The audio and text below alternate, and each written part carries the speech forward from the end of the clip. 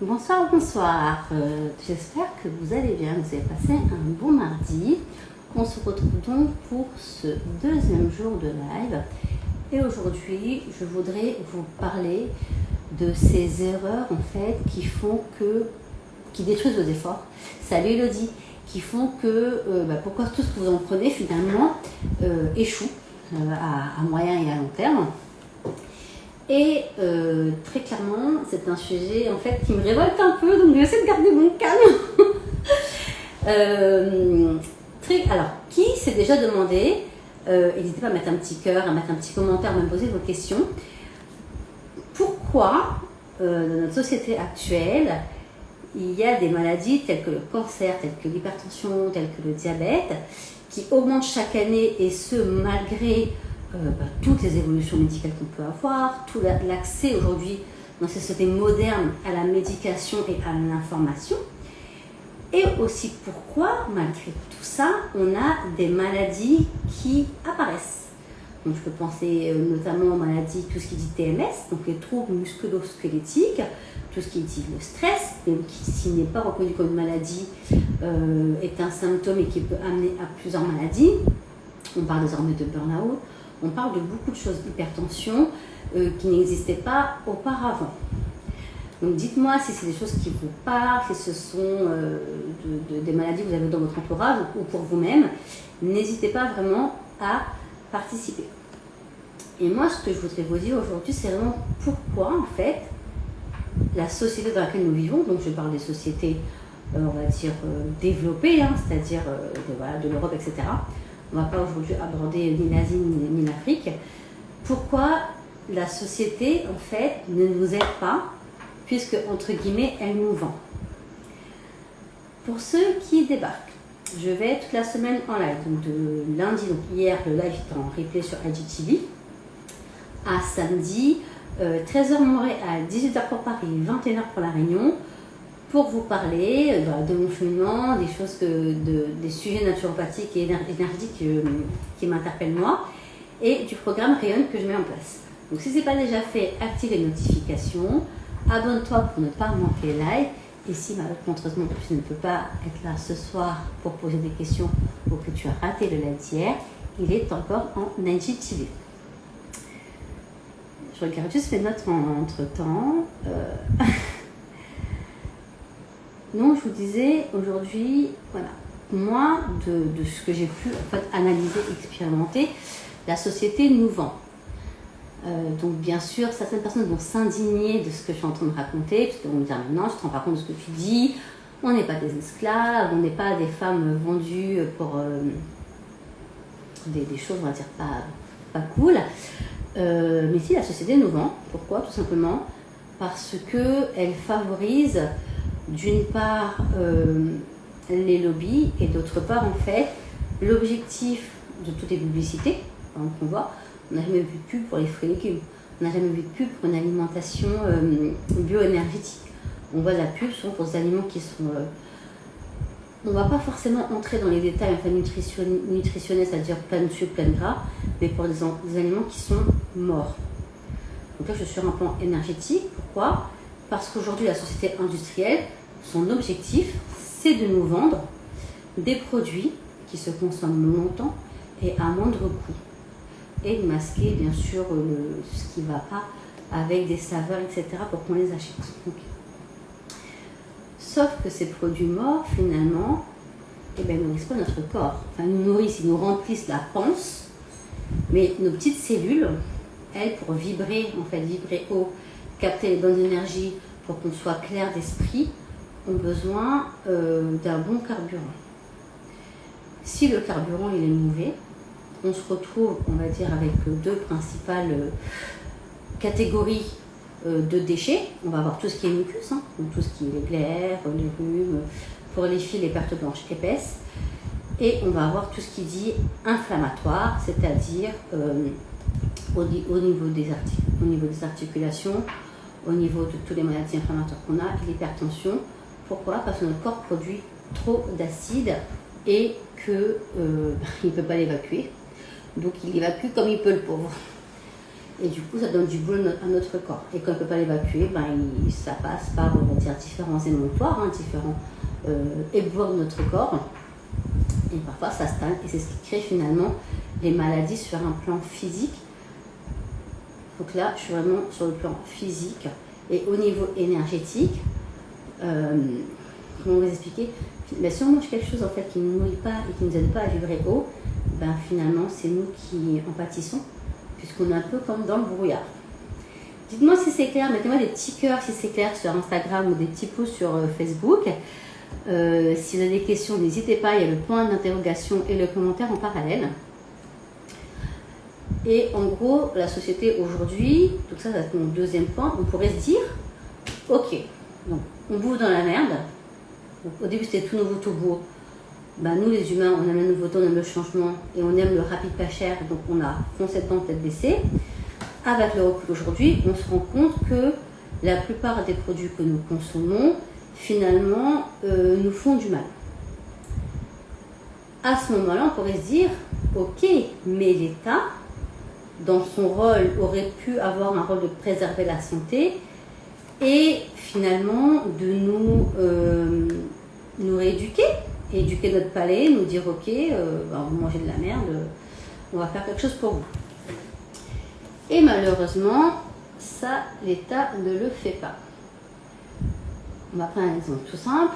Pour ceux qui ont des enfants, qui donc mangent à la cantine le midi, nos enfants sont toujours à entrée, plat, légumes, féculents, viande ou poisson, dessert, yaourt, pain ou fromage.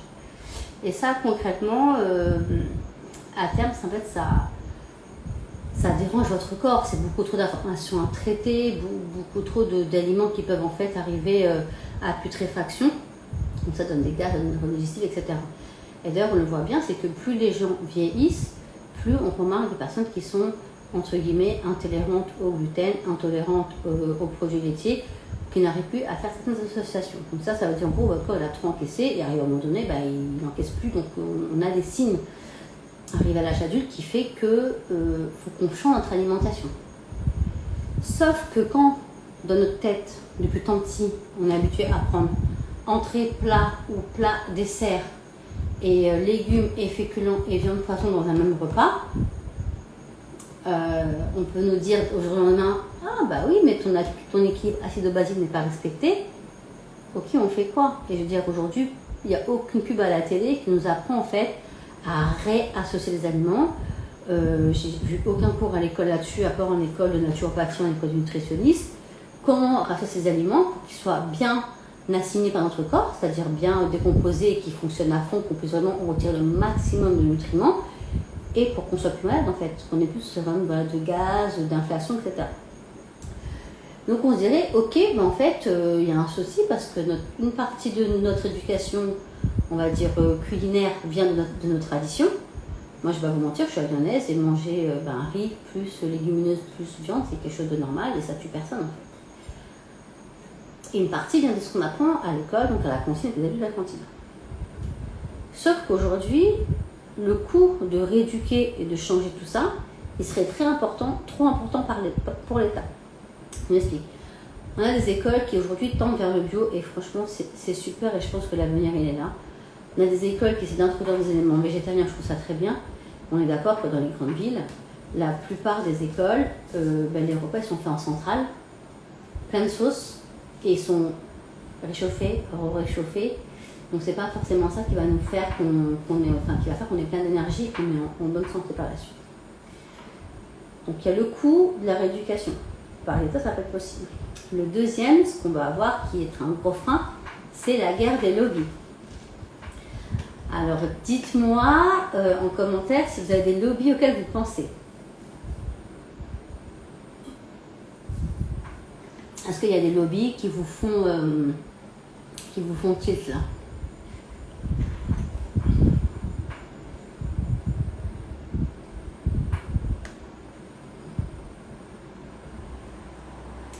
Très clairement, moi j'ai un lobby qui me vient en tête, c'est celui des produits laitiers.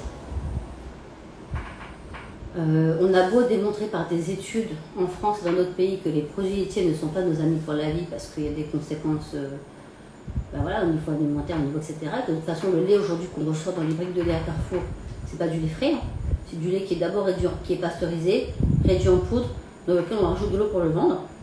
Et donc ça, très clairement, je vois pas comment un produit ultra transformé peut être bon pour notre santé. Donc ça, c'est pas possible.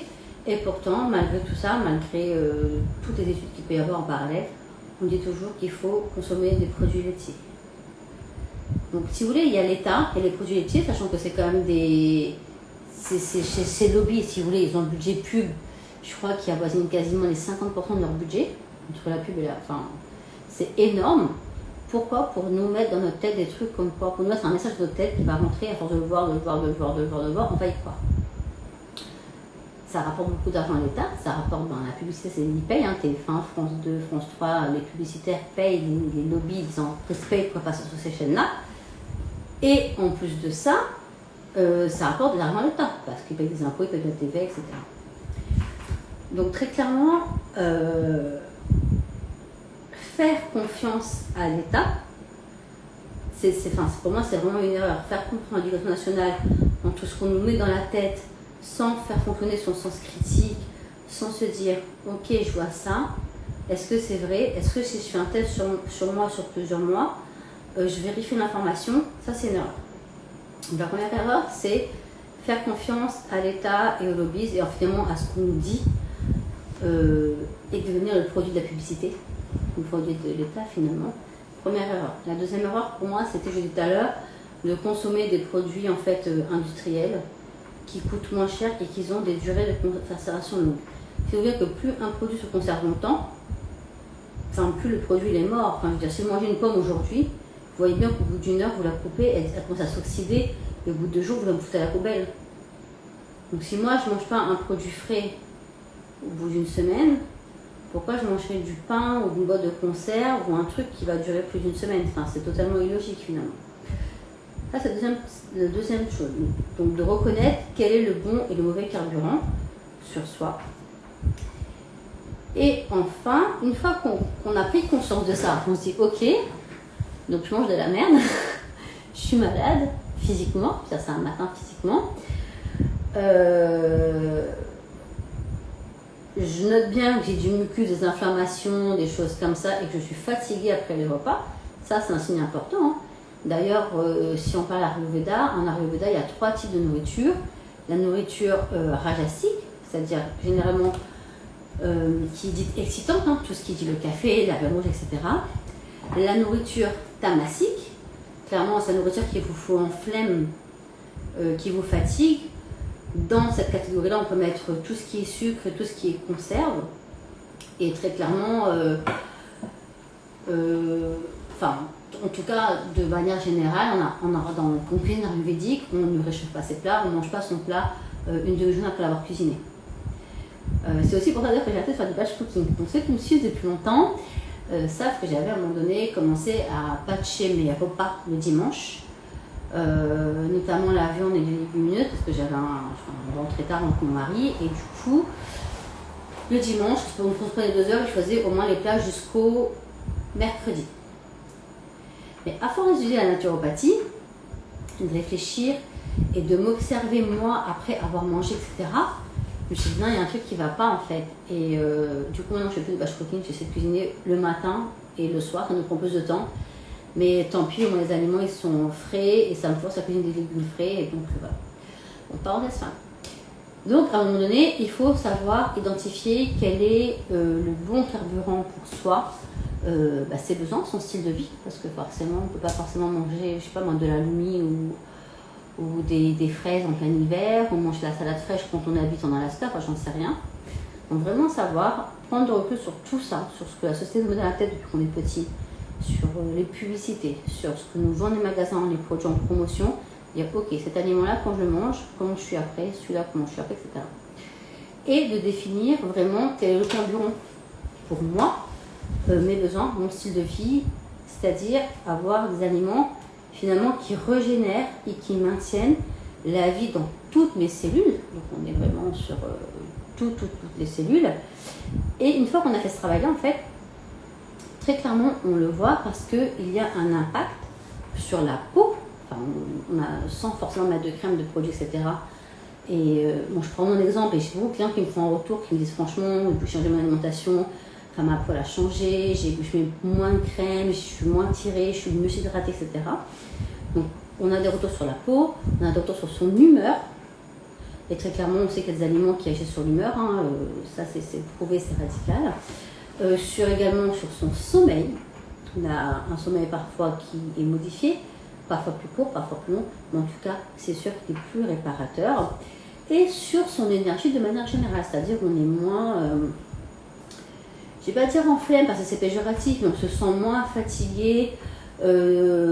C'est vraiment notre énergie vitale en fait, qui se remet à fonctionner, puisque comme on alimente correctement le corps, il y a un travail, si vous voulez, de éjection des déchets, de retravail des déchets qui est moins important.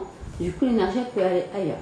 Sachant que la digestion, 1 heure à 2 heures après le repas, c'est ce qui nous prend le plus d'énergie. Voilà ce sur quoi je voulais partager avec vous aujourd'hui. Je regarde s'il y a des questions. Pas de questions. Et là, j'ai une question qui me dit comment savoir ce qui est bon pour nous. Très clairement, c'est pas que, je ne suis pas nutritionniste et je ne peux pas vous donner aujourd'hui un rendez-vous et vous dire voilà ce qui est bon pour toi, ce qui est mauvais pour toi. Il y a des bases pour tout le monde, des gens qui sont allergiques, des gens qui réagissent plus ou moins bien à certains aliments. Et je ne parle même pas de compléments alimentaires, je parle vraiment de l'hygiène de vie de base, c'est la base de la naturopathie. Savoir ce qu'on mange et ce qui est bon pour soi. Et en fait, il n'y a pas de liste d'aliments. C'est quelque chose qu'on le fait en apprenant à se connaître soi, qu'on fait sur plusieurs jours. Et ça que le programme Rayonne dure 3 mois, ça permet en fait de faire un point de départ, où j'en suis aujourd'hui, où je voudrais aller plus tard, donc c'est-à-dire avec top énergie, top sommeil, etc. Ok, je retire cet aliment-là, et je mets celui-là à la place, et je retire ça et je mets celui-là. Dans 2 semaines, comment je me sens? Et c'est pour ça que moi, en fait, je vous accompagne, donc durant 3 mois, pour faire ce travail sur le plan physique. Bien sûr, en parallèle, on fait également le travail émotionnel, pour tout ce qui est gestion des émotions, les émotions cristallisées entre autres, et tout le travail énergétique pour faire le ménage de ce qu'on peut faire déjà au niveau des morts cellulaires, au niveau de plan transgénérationnel, au niveau de Reiki, des chakras, etc. Donc c'est pour ça que le programme Rayonne, il dure 3 mois et que moi je vous accompagne tous les mois. Donc il y a une partie théorique dans les modules, et une partie pratique, puisqu'il y a des rendez-vous individuels. Donc c'est pas un programme 100% groupe, puisque tous les rendez-vous qui sont dits entre guillemets confidentiels, c'est-à-dire le bilan naturopathique et son énergétique, sont des rendez-vous individuels. Salut François. Voilà ce que je voulais vous dire aujourd'hui. Du coup, si je peux résumer et conclure. Les 3 choses qui réunissent tes efforts, donc c'est la première chose c'est de rester dans des croyances éducatives d'antan, notamment alimentaires, entrée, plat, dessert, viande, féculents, légumes, enfin bref, tout ça en même temps, quoi. Enfin même pas, ça c'est pas possible. Votre corps il se fatigue trop. La deuxième chose, c'est de faire confiance à l'État pour nous informer et nourrir nos enfants correctement. Parce que très clairement, l'État, ce serait trop coûteux pour lui de changer tout un système de croyances qui sont bien ancrées. Et également, il est face à des lobbies qui le nourrissent, lui, en termes d'argent. Donc, il n'a pas intérêt à trop nous informer dans le bon sens. Et comme je l'ai dit hier, en plus, si on est tous en bonne santé, finalement, ça tue le business de plein de gens, notamment les médecins, les labos, etc. Et ça, forcément, c'est pas envisagé dans une société capitaliste. Et le dernier point, c'est que si on est sélectionné dans son coin, sans méthode, à part bien sûr, c'est à comment perdre 10 ans, parce que ça fait quand même 10 ans que je cherche toutes ces choses-là, mais sans méthode, sans accompagnement et sans en fait un regard extérieur, c'est compliqué de tenir seul sur la durée. D'accord? Et je pense d'ailleurs que les programmes qui sont courts ne peuvent pas fonctionner, parce que pour apprendre à se connaître, il faut s'observer, corriger, s'observer, corriger, et c'est un processus qui met du temps, notamment que ce soit de bousculer les croyances limitantes, de prendre conscience, de faire le ménage, de réintégrer. C'est vraiment un processus par étape qui prend un certain temps. Donc c'est pour ça que Rayonne, c'est un point de 3 mois qui t'aide en fait à faire le ménage des choses qui ne vont pas, avec ton énergie, ton niveau d'investissement en toi, d'ancrer les bonnes nouvelles les bons nouveaux points d'ancrage, je dirais les bonnes nouvelles résolutions que tu choisis toi. Il y en a qui vont me dire ok, moi je vais bosser sur mon alimentation. Il y en a qui vont me dire ok, je préfère bosser sur ma forme physique ou faire une activité par jour. Notamment là on est tous confinés en télétravail. Il y en a qui vont dire ok, moi je préfère bosser sur mes émotions. Donc là je donne des exercices qui vont bien pour telle situation. Et qui vont me dire écoute, moi physiquement ma vie ça va. Par contre au niveau énergétique j'ai beaucoup à apprendre et je bosse là-dessus. Donc finalement dans le programme collectif il y a une part d'individuel puisque dans ton programme d'hygiène vitale, on axe les exercices et les axes de travail sur ce qui t'intéresse toi personnellement. C'est compliqué comme phrase. Et surtout, l'objectif à la fin, c'est qu'une fois que toi tu seras arrivé, donc, on va dire t'es là, on corrige, je suis arrivé ici. Et si un jour tu recommences à prendre une pente, que ce soit physiquement, émotionnellement, mentalement, énergétiquement, que tu aies déjà toutes les clés pour pouvoir rectifier toi-même le tir. L'objectif, c'est vraiment que à la fin de ce programme, tu sois autonome au niveau du corps, du cœur et de l'esprit. Hein. C'est un programme holistique qui travaille vraiment toutes les sphères de ton corps hein, pour pouvoir rectifier toi et rétablir ton capital santé, prévenir les maladies et finalement être au top tout le temps pour faire ce que tu as à faire. Quoi. Genre, profiter de tes enfants, faire des projets, faire un tour du monde. Salut Tempérance Bien-être. Là, j'ai une femme qui m'a dit écoute, moi, il faut que je retrouve la santé parce que j'ai un projet d'aller dans une association en Afrique et il faut que je sois bien dans ma tête pour pouvoir encaisser la misère que je vais voir. Il faut que je sois bien dans mon corps pour pouvoir pallier à toutes les maladies, etc. Et surtout, il faut que je casse mes croyances limitantes pour ne pas arriver là-bas en conquérant. J'ai trouvé franchement son projet trop beau, hyper top, donc du coup on bosse dessus ensemble. Et voilà. Et puis une autre qui m'a dit écoute, moi je suis fatiguée, je suis surmenée, je me sens en dépression, mais j'ai un enfant qui a besoin de moi, qui est handicapé. Il faut que je retrouve ma forme pour pouvoir être avec mon enfant et je ne sais pas comment faire. Donc voilà, donc j'ai plusieurs cas et du coup, en partie le programme en ligne autonomie et en partie on fait nos rendez-vous à nous et c'est ce qui fait avancer chaque personne. Voilà pour moi pour aujourd'hui. Les informations sont en ligne, lien dans ma bio. Si vous avez des questions au sujet des erreurs finalement qui font que ce qu'on essaye n'aboutit à rien parce qu'on revient dans ces travers d'habitudes d'enfants et de victimes entre guillemets de la pub et de l'État. Enfin bref, n'hésitez pas à poser vos questions en commentaire, j'y répondrai. Et je vous dis donc à demain, bonne soirée. Et voilà, c'est tout pour moi. Bon appétit pour ceux qui vont manger. Et moi, ça va être bonne nuit parce qu'il est bientôt 22h. Ciao!